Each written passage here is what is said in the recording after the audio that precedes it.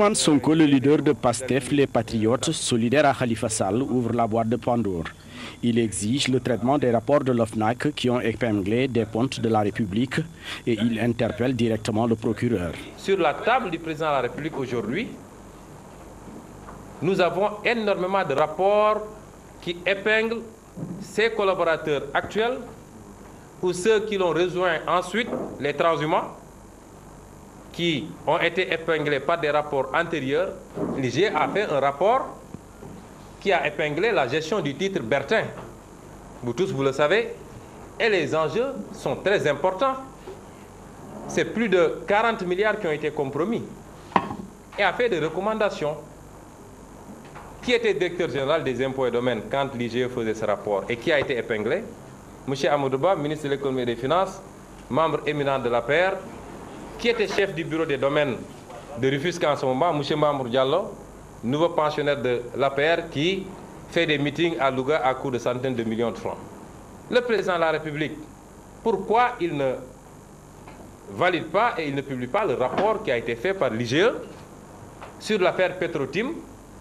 Le président de la République, les rapports qu'il a trouvés ici, l'affaire King Fahd,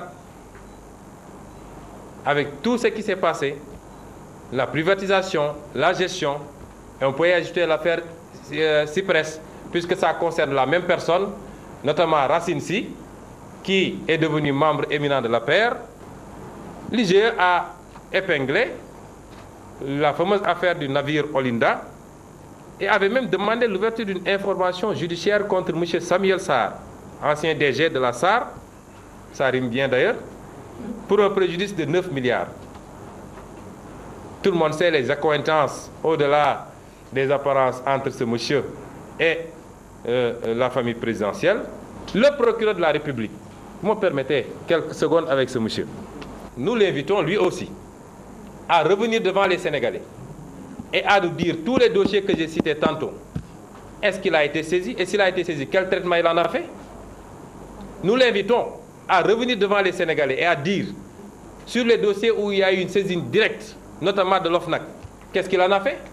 Ousmane Sonko alerte l'opinion et invite l'opposition à prendre ses responsabilités pour mettre un terme à ce qu'il assimile à de la dictature et du musellement des forces vives. Notre parti est solidaire à 200% avec M. Khalifa Sall. Nous l'assumons. Je rappelle également que